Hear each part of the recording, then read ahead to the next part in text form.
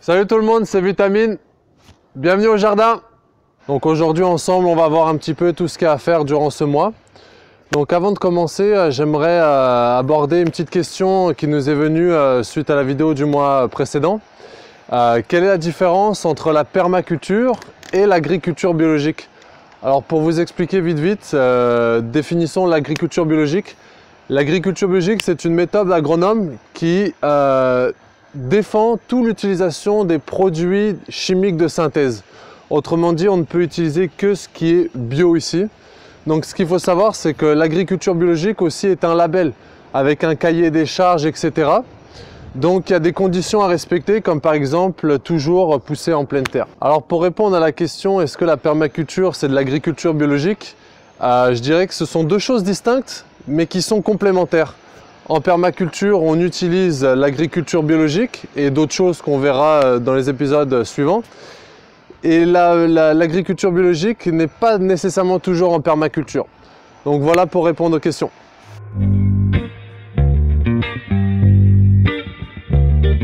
Salut, c'est Sparrow. En février, il fait encore trop froid pour semer quoi que ce soit. Alors à moins que vous ayez un climat doux ou que vous ayez des abris, des tunnels, des serres ou bien les deux, eh bien vous pouvez déjà semer des carottes, des poireaux, des épinards. Il y a déjà plein de trucs à planter si vous pouvez. On va vous mettre un tableau qui détaille tout ça. Nous ici, on a juste planté de l'ail, des oignons et des échalotes. Néanmoins, on a déjà préparé des laitues, des tomates et des aubergines en intérieur pour le repiquage. Comme ça, on gagne du temps. On va en ressemer toutes les 2 semaines pour pouvoir étaler nos repiquages, donc nos récoltes au fil de la saison. Cet hiver, on a préparé notre plan de culture. On a fait en sorte de mettre des plantes qui vont bien ensemble. C'est le principe des mariages de légumes. Il y a beaucoup d'informations qui est disponible sur internet, dans des livres, en particulier les poireaux préfèrent les fraises, les tomates aiment les carottes. On va vous mettre ces références dans la description. Le principe des mariages de légumes, c'est des choses relativement logiques, naturelles. Ça joue sur les différents types de racines, à savoir que les plantes ne vont pas chercher leurs nutriments aux différents niveaux du sol.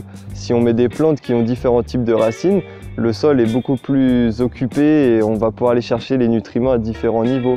Ça joue sur les hauteurs de plantes et du coup les plantes elles vont chercher le soleil et elles vont créer un univers assez homogène.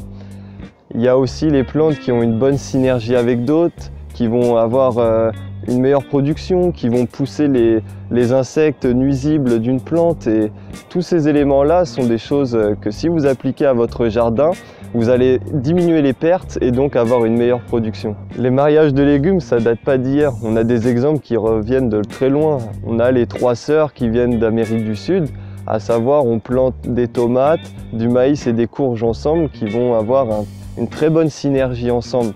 On a d'autres exemples qui ont prouvé qu'ils ne sont pas bons, à savoir planter des courgettes et des concombres au même endroit. Ça va créer des hybrides au moment de la floraison et ça va donner des légumes pas terribles. Dans les livres de mariage de légumes spécialisés, qui sont de grosses encyclopédies, on peut aller chercher pour chaque plante au cas par cas les bonnes et les mauvaises combinaisons. Néanmoins, on va faire attention à quand même respecter les espaces minimums, c'est relativement important. Les mariages de légumes sont la base de la permaculture, ça ne peut apporter que du positif à votre jardin. Testez-le vous-même et vous verrez bien.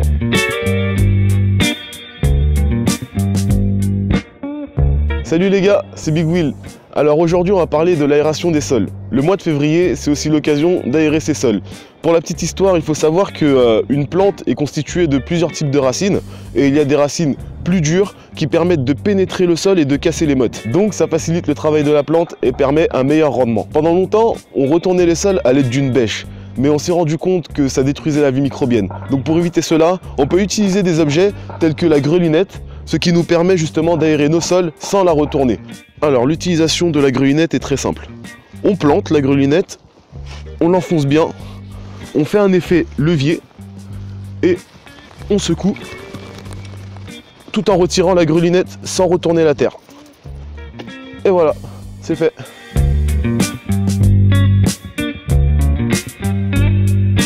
Salut tout le monde, c'est Postel. Ce qui est pas mal avec le compost, c'est que ça vous permet de recycler vos déchets pour en faire des engrais. Vous pouvez composter tout ce qui est de type organique, même la viande et les os, mais à quantité raisonnable. Il faut savoir que vous n'avez pas qu'une seule méthode, vous en avez plusieurs, donc faites au mieux selon ce que vous avez et ce que vous recherchez, que ce soit au niveau de la quantité que de la qualité. Pensez bien à diversifier au maximum les éléments de votre compost. Pour le volume, si vous avez beaucoup de matière, faites un tas épais. Ça facilitera grandement la décomposition.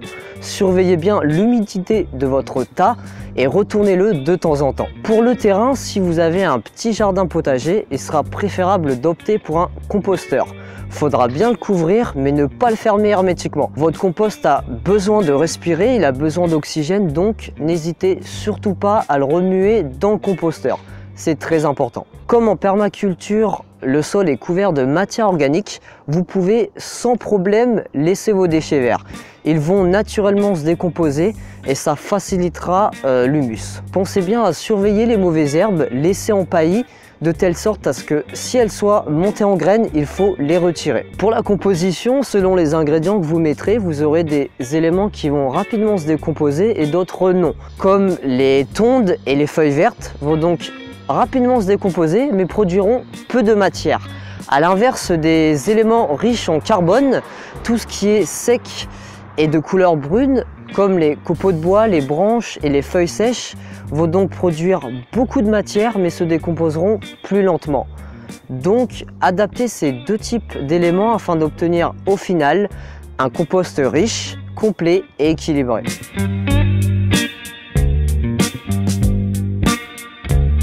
Alors en février, c'est aussi le temps de s'occuper de ces arbustes, les arbustes fruitiers, framboisiers, groseilles et tout ça. Donc l'été, on est bien content de les récolter, c'est bon dans la bouche et c'est plein d'antioxydants. Donc ça fait des très belles allées, des belles bordures. Donc aujourd'hui, on va voir ça, comment on les met en terre. Alors simplement, pour planter les framboisiers, un petit trou, hop, avec la bêche plate. Hop, ça fait bien. Alors un petit truc que je vous donne, avant de mettre le framboisier, un petit coup de marc de café au fond. Le marc de café, en fait, ça favorise le développement des mycorhizes. Donc sur tout ce qu'on a dit aujourd'hui, s'il y a bien un truc que vous devez retenir, c'est bien le mycorhize. Le mycorhize, c'est un champignon en fait qui permet le développement des racines, qui a des interactions avec les racines, qui permet à la plante de se nourrir. C'est un jeu d'échange entre le champignon et la plante. Donc pour que la plante soit en bonne santé, il faut du mycorhize. Le marc de café, c'est un bon moyen de recycler. Pour le récupérer, vous pouvez aller dans les bars autour de chez vous. Ici, nous, on le récupère dans les 2-3 bars aux alentours.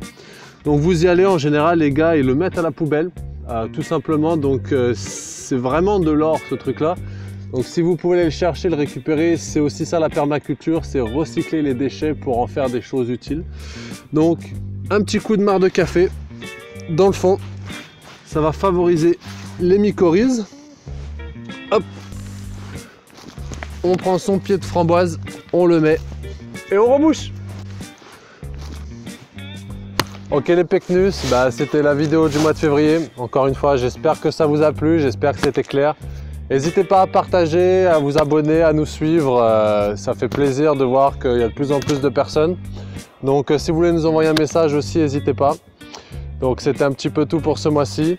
Je voudrais profiter de cet espace pour dire un grand merci à Monsieur Mustapha, qui est un petit peu notre mentor ici, qui nous a corrigé pour nos petites erreurs, pour nos petites erreurs. Donc ça fait toujours plaisir d'avoir des gens qui ont plus d'expérience, qui nous donnent des conseils. C'est aussi ça la perma, c'est l'entraide, c'est le partage.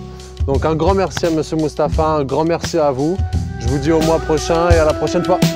Donne le pays en main, donne la vigile à ton prochain. Celui qui quitte, celui qui jette, que le suivant soit le